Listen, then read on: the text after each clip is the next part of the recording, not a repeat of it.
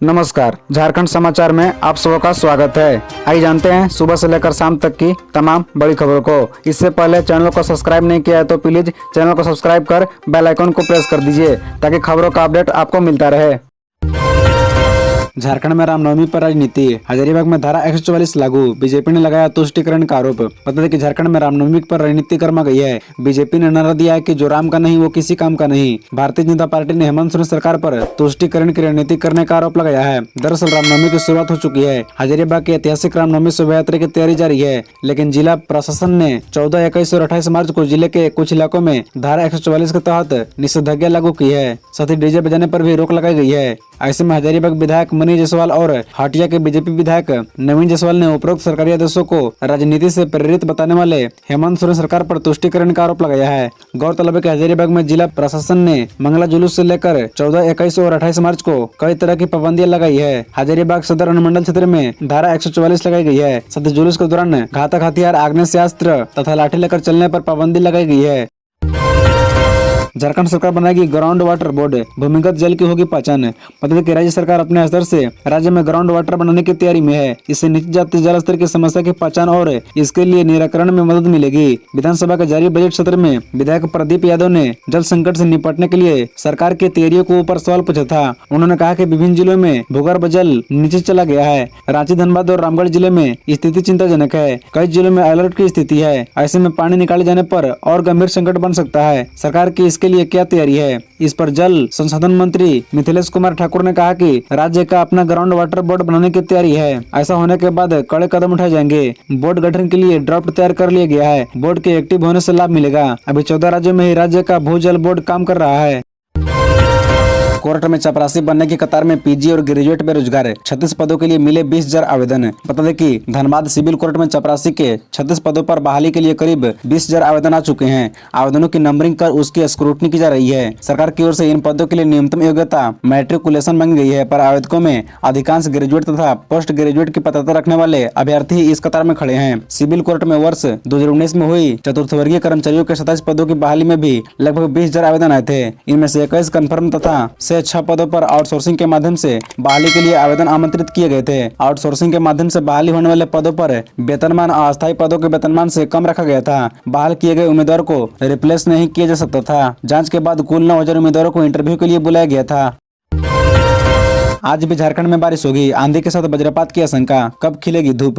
बता दें कि झारखंड में अगले 24 घंटे के दौरान कुछ स्थानों पर बारिश के असर हैं। तेज हवा के साथ वज्रपात हो सकता है। मौसम विभाग ने यह पूर्वानुमान जताते हुए 22 मार्च से मौसम में सुधार आने की संभावना जताई है। वहीं पिछले 24 घंटे के दौरान राज्य के अधिकांश हिस्सों में बारिश हुई। दुमका के मसानजोर में 84 मिलीमीटर और हजारीबाग में 75.6 मिलीमीटर बारिश हुई। इधर राजधानी समेत राज्य के विभिन्न हिस्सों में कई दिनों से बारिश होने के कारण तापमान में कमी आई है। रांची में 6 दिनों में पारा 9 डिग्री गिर चुका है। राज्य के अन्य शहरों के तापमान में भी 10 डिग्री तक की गिरावट दर्ज की गई है। मौसम विभाग के अनुसार राजस्थान से लेकर नागालैंड तक निम्न दबाव का क्षेत्र अब भी बना हुआ है। इसमें कुछ बदलाव आने के साथ यह कमजोर हुआ है। अब यह यूपी और बिहार से होकर गुजर रहा है। बावजूद इसके राजधानी समेत राज्य के उत्तरी और पूर्वोत्तर हिस्सों में कई स्थानों पर बारिश की संभावना है।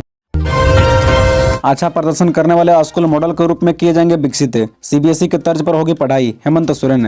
बता दें कि मुख्यमंत्री हेमंत सोरेन ने कहा कि राज्य में 80 उत्कृष्ट विद्यालयों की शुरुआत की जा रही है, जहां सीबीएसई की तर्ज पर गुणवत्तापूर्ण शिक्षा दी जाएगी। आगे चलकर इसमें से बेहतर प्रदर्शन करने वाले स्कूलों को मॉडल के तौर पर विकसित किया जाएगा, जहाँ आवासीय सुविधा उपलब्ध कराई जाएगी। मुख्यमंत्री ने उक्त बातें सोमवार को मेगा स्पोर्ट्स कॉम्प्लेक्स होटवार के हरिवंश टाना भगत इंडोर स्टेडियम में उत्कृष्ट विद्यालय प्रबंधन समिति के सदस्यों के उच्च स्तरीय सम्मेलन में कही। वह सम्मेलन में बतौर मुख्य अतिथि संबोधित कर रहे थे। सीएम ने कहा कि सरकार व्यवस्था उपलब्ध करा सकती है, संसाधन दे सकती है, पर उनका सही इस्तेमाल करने में समिति की भूमिका महत्वपूर्ण होगी। उन्होंने कहा कि समिति के सदस्य सिर्फ अपने स्कूल में बच्चों तक सीमित न रहें, बल्कि पूरे गांव, मोहल्ले और टोले के बच्चों को भी शिक्षा से जोड़ने का काम करे। तभी हमारा राज्य शिक्षा के क्षेत्र में अग्रणी बनेगा। मुख्यमंत्री ने कहा कि आने वाले समय में राज्य में 4,000 से अधिक सरकारी विद्यालयों में सीबीएसई की तर्ज पर पढ़ाई की व्यवस्था होगी।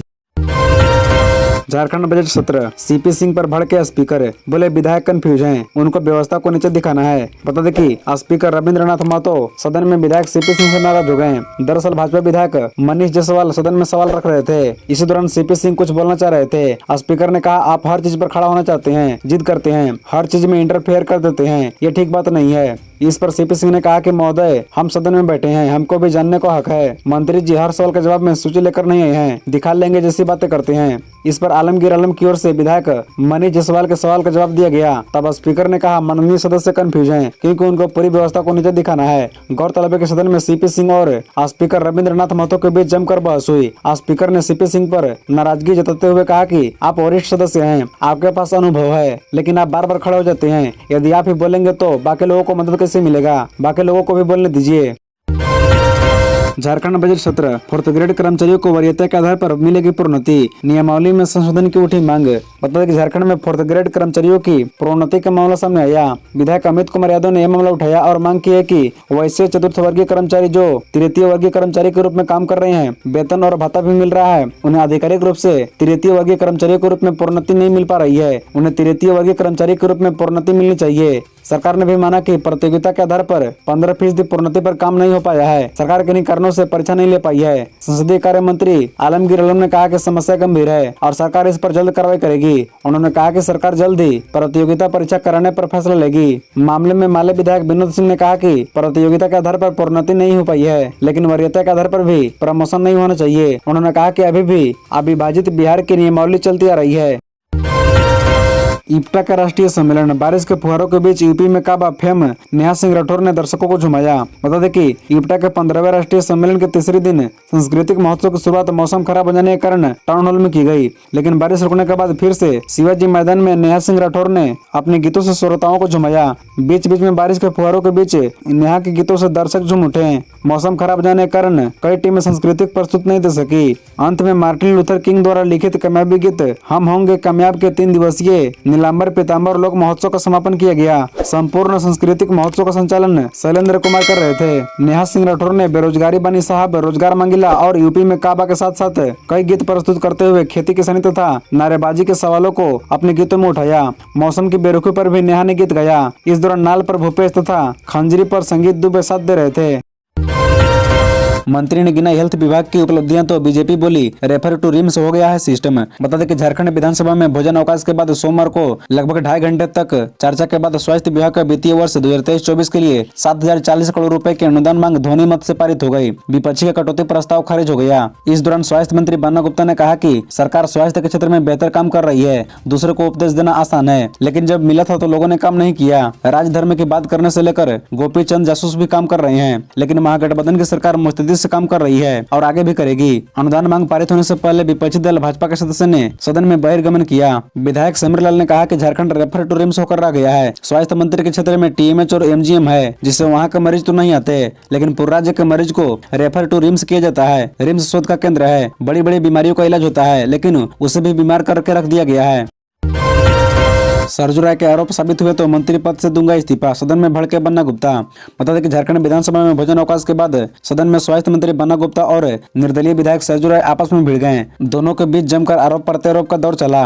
मंत्री बन्ना गुप्ता ने कहा कि सरजू राय प्रोत्साहन राशि लेने का जो आरोप लगा रहे हैं, यदि वह साबित हुआ तो वे मंत्री पद से इस्तीफा दे देंगे। वहीं विधायक सरजू राय ने कहा कि झारखंड विधानसभा से 4 बार नोटिस दिए जाने के बाद भी अब तक मंत्री की ओर से कोई जवाब नहीं आया है। मंत्री बन्ना गुप्ता ने कहा कि सरजू राय एकमात्र हरिश्चंद्र हैं, वे डरा कर राजनीति कर सकते हैं। हर आदमी उनसे डरने वाला नहीं है। कभी वे सरकार की चटुकरता करते हैं तो कभी खिलाफत करते हैं। उन्होंने कहा कि सरजू राय ने प्रोत्साहन राशि से जुड़ी कॉपी कहां से निकाल ली। कभी कहते हैं स्वास्थ्य मंत्री ने पैसा ले लिया, कभी कहते हैं ट्रेजरी बंद था इसलिए नहीं निकाल पाए। अपने बातों पर कायम नहीं रहते हैं, इस वजह से उनके खिलाफ प्राथमिकी दर्ज कराई गई। झारखंड में मिले हांगकांग फ्लू के 3 मरीज, कोरोना संक्रमितों की संख्या 16 तक पहुंची। बता दें कि झारखंड में हांगकांग फ्लू यानी H3N2 और कोरोना का कहर बढ़ता जा रहा है। सोमवार को हांगकांग फ्लू के 3 और मरीज मिले, तीनों जमशेदपुर के हैं। उधर सोमवार को कोरोना के भी 5 संक्रमित मिले, इनमें 4 जमशेदपुर के हैं। देवघर में भी 1 संक्रमित मिला है। राज्य में कोरोना के एक्टिव मरीजों की संख्या अब 16 पर पहुंच गई है। करीब 110 दिन बाद कोरोना के एक्टिव मरीजों की संख्या 10 पार पहुंची है। बता दें कि जमशेदपुर से मिली जानकारी के अनुसार हांगकांग फ्लू के नए संक्रमितों में 1 बुजुर्ग और 7-8 साल के 2 बच्चे शामिल है। तीनों का इलाज टीएमएच में चल रहा है। सिविल सर्जन डॉक्टर जुहर माझी का कहना है कि मरीजों पर नजर रखी जा रही है। बता दें कि 18 मार्च को जमशेदपुर में ही 1 वृद्धा और 1 बच्चा हांगकांग फ्लू से संक्रमित मिले थे। इसी बीच हांगकांग फ्लू व कोरोना को देखकर सोमवार को राष्ट्रीय स्वास्थ्य मिशन के अभियान निदेशक ने राज्य के सभी निजी अस्पतालों एवं जांच घर के नोडल अफसरों को इन्फ्लुएंजा 1 की जांच अद्यतन रिपोर्ट रोज उपलब्ध कराने का निर्देश दिया है।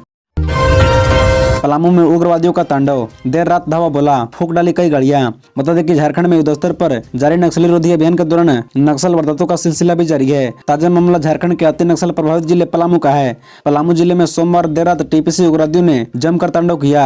उग्रवादियों ने पलामू के नावा बाजार थाना क्षेत्र अंतर्गत कांडा घाटी में कई वाहनों में आग लगा दी। ईटा भट्टा में आग लगाई गई। घटना की सूचना मिलने पर मंगलवार सुबह पुलिस पहुंची। घटना की छानबीन जारी है। मिली जानकारी के मुताबिक टीपीसी उग्रवादियों का एक दस्ता सोमवार रात नावा बाजार थाना क्षेत्र के कांडा घाटी पहुंचा। वहां एसकेएम नाम से ईटा भट्टा संचालित है। नक्सलियों ने ईटा भट्टा पर धावा बोला और वहां मौजूद वाहनों में आग लगा दी। वहां कर्मचारियों के साथ मारपीट भी की। वहां मौजूद कर्मचारियों ने पुलिस को बताया कि ईटा भट्टा में कुल 5 गाड़ियां खड़ी थी, जिसमें से 3 पूरी तरह से जलकर खाक हो गई। झारखंड बजट सत्र, विधानसभा में उठी बीएड कॉलेजों में समान वेतन की मांग।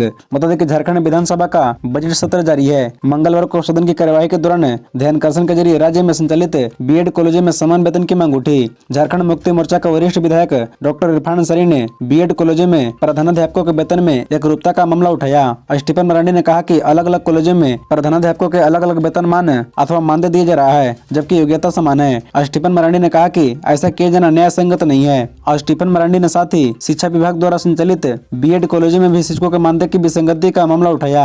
जवाब में प्रभारी मंत्री मिथिलेश ठाकुर ने कहा कि प्रधानाध्यापकों को उनकी योग्यता के मुताबिक ही वेतन दिया जाता है। उन्होंने कहा कि फिर यदि कहीं विसंगति हो तो सरकार देखेगी। इधर पोड़ैयाहाट विधायक प्रदीप यादव ने भी कहा कि प्रधानाध्यापकों को मिलने वाले वेतनमान में काफी विसंगति है।